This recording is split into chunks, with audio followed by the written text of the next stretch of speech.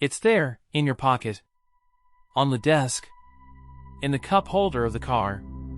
You want to use it? Just grab it and alleviate the boredom or discomfort. Might as well check the headlines instead of struggling to type words on a blank screen. And why stay in this tense argument with your spouse when you can see what's new on Instagram? Hey, sorry buddy, I can't play dinosaurs right now. I have to answer this email. That's what our phones have become. An instant escape and a constant burden. I remember when I got my first BlackBerry. It was an exciting and surprisingly moving moment. Not because of the technology, but because of what it meant. Someone at my job thought I was important enough to need one of these. Over the years, though, that pride has worn off. My phone, once a source of liberation, I could check my email without having to go home, which meant I could spend more time out doing things, eventually became a weight that tied me down. Instead of making me better at my job, it started preventing what Cal Newport calls deep work, focused, dedicated, creative time.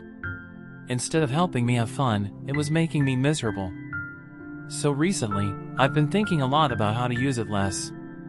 About how to get the benefits from the technology without all the downsides. If that's what you're looking for, too, these strategies might help you. Some of them are easy. Others are tougher, and you'll probably think some of them are nuts. Maybe they are. But they work. Turn off all alerts. My lock screen is almost always blank. It's not because nothing is happening or nobody needs me. It's because I went into the general settings on my phone and turned off all alerts by default, with the exception of texts and alarms for literal emergencies. In Texas, we have flash floods and tornadoes. Even once I unlock my phone, I don't see any red circles showing me how many messages or notifications I have. I don't need Strava to tell me I need to check Strava. I definitely don't allow anything to make noise or buzz me. I turned off vibrate for texts as well. No alerts means fewer things to check and a lot less FOMO. Decide how you're going to be reachable. One of the best decisions I made a few years ago was to limit how people can get in touch with me. Some people have email, text, phone calls, WhatsApp, Snapchat, Messenger, Twitter and Instagram DMs, LinkedIn messages, Slack, Telegram, and God knows what else. No wonder they're overwhelmed. I basically limit myself to 3. You can text, email, or call me. Email is day-to-day work stuff, texts are for friends and family, and when my phone rings, it's usually something important from either one of those groups. I no longer feel the need to check 20 different apps and inboxes 50 times a day, because I know everything that actually matters will come in through one of those 3 channels. Sleep with your phone in the other room. Senator Ben Sasse of Nebraska is known for giving his young staffers old-school alarm clocks, not because he wants to make sure they're on time for work, but so they don't have an excuse to sleep with their phone on the nightstand. If you have an alarm that's not your clock app, your phone can go in the other room, and if your phone is in the other room, you can't check it at night. This means you won't know if you get a text message or an email. It means you won't be tempted to scroll through social.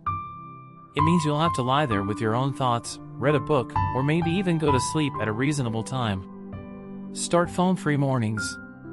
About 6 months ago, I was invited to a challenge on the habit-building apps bar to not touch my phone for at least 10 minutes after I woke up.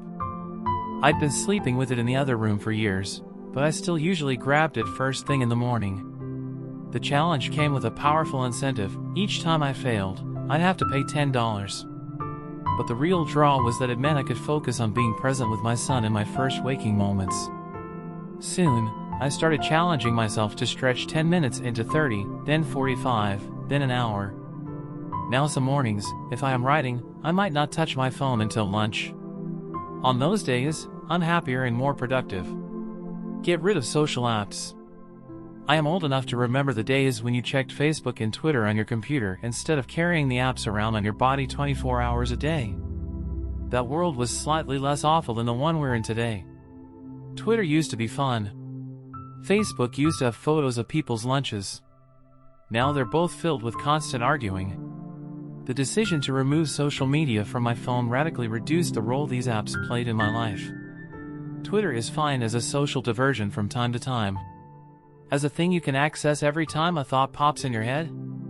Not so much. Don't use your phone for entertainment at all. Why do cell phone companies strike deals with Netflix? Why did AT&T buy DirecTV? Because they want to turn your phone into your television. They want you to mainline data and entertainment. This is good for them, but not good for you. When I'm on a plane, I don't pull up my phone and watch movies, I read books. When I want to watch TV, I have to sit down on the couch and use a remote. While we're on the subject, delete your games, too.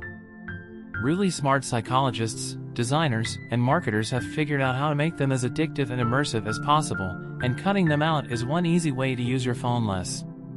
My phone is for communication, not entertainment, and maintaining this distinction helps subordinate its role in my life. Don't sync your computer and phone. If your phone is a distraction machine, your computer should be a tool for focus, and the more you keep them separate, the better. The last thing I want is my computer to start ringing. What the hell do I need texts on my desktop for? The more you can minimize interruptions, the better. Use child protection settings. You know you can block certain sites on your phone, right? So if you deleted Facebook but still check it in your browser, you can use parental controls to protect yourself from yourself.